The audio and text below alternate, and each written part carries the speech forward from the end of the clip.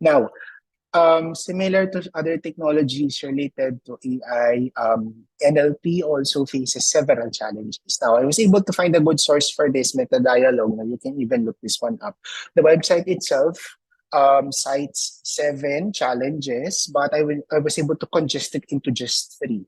Okay, so what are the high level challenges? Number one, ambiguity and vagueness. Okay? We know how vague the human language is. I mean, it's not just in Filipino, it's not just in um, English, right? The word yarn, okay, lately that has already been gaining popularity.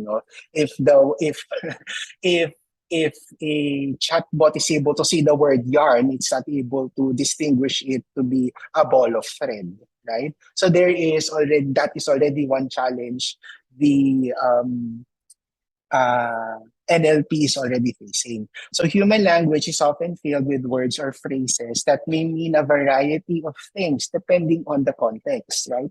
To accurately analyze and interpret the intended meaning, NLP algorithms must detect the context in which the word or phrase is being used. So for instance, you say, well, you're already familiar with ChatGPT, right? So when you try to type a simple prompt like generate this for me, okay, so definitely the machine would also respond to you. What does this stand for? What are you referring to? Right? Are you referring to generate an image, generate text? So the sentence itself, generate this for me, is already vague. You do not, or it's if say you open the session and you just type this one on its own, it would ask you for more context, right? Because it needs clarity on the question that you have typed. Okay. And sometimes you would also be flabbergasted on what you would have to type next. So that's one challenge, ambiguity and vagueness. Another challenge is language transition.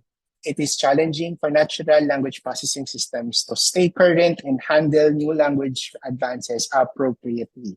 It is challenging to keep up with the developments since NLP algorithms must constantly update their language models. Again, language models are not on itself self-growing in a way that um, they create ideas out of thin air. Well, technically they do, but they refer to something else, right? So meaning it still refers to a database. The model still refers to a body of knowledge. It still refers to files or contents. And if these files have not yet been updated, then of course, the model itself would also respond with an outdated answer. So for example, if you try to type there, what is goat? I'm not sure if you're familiar also with goat, no? Definitely the chatbot would respond to you by saying that this is a four-legged domestic animal, but no, you're actually referring to the goat, GOAT. Okay, so anybody here who knows the word, the acronym code, no? Or of course, this is a more recent term, a more recent word, which can mean an acronym for greatest of all time, right? So it varies, no? And let's take it also in Filipino, the one that I have given example a while ago. Okay.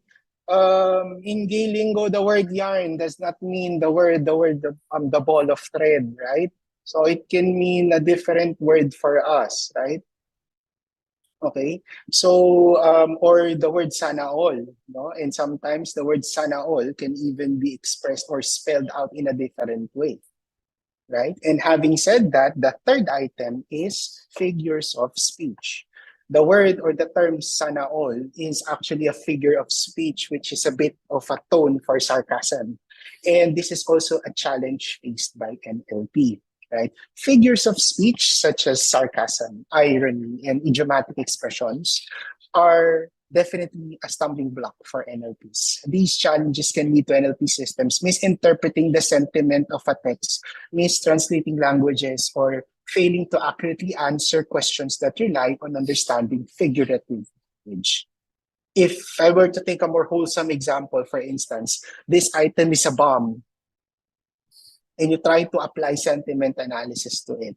Right? So, what a bomb? So, if you may have heard of that as an English term, um, the sentence or the model might misinterpret it to be something else, right? So in my example here, she's cold with her words today. So it's a bit of it's a figure of speech, right? It's a metaphor, right? But again, if the model is not trained properly, it might respond with a different case. No, maybe I check her temperature today, and then you would respond with face palm, and then the bot would say, "Do you have a headache?" Then so here sometimes no chatbots is not yet in that state of taking figures of speech in a way that would say be just an exclamation, for instance, of the user.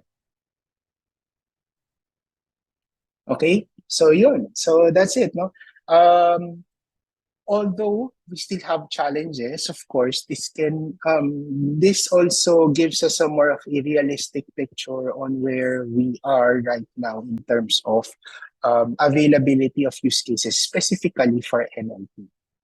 Now, having said that, no, after talking to you in more than an hour already on what NLP is, right? I mean, what is machine learning, what is artificial intelligence? If you are enrolled in Asia Open RAN, but why are we even talking about NLP and Open RAN in the first place?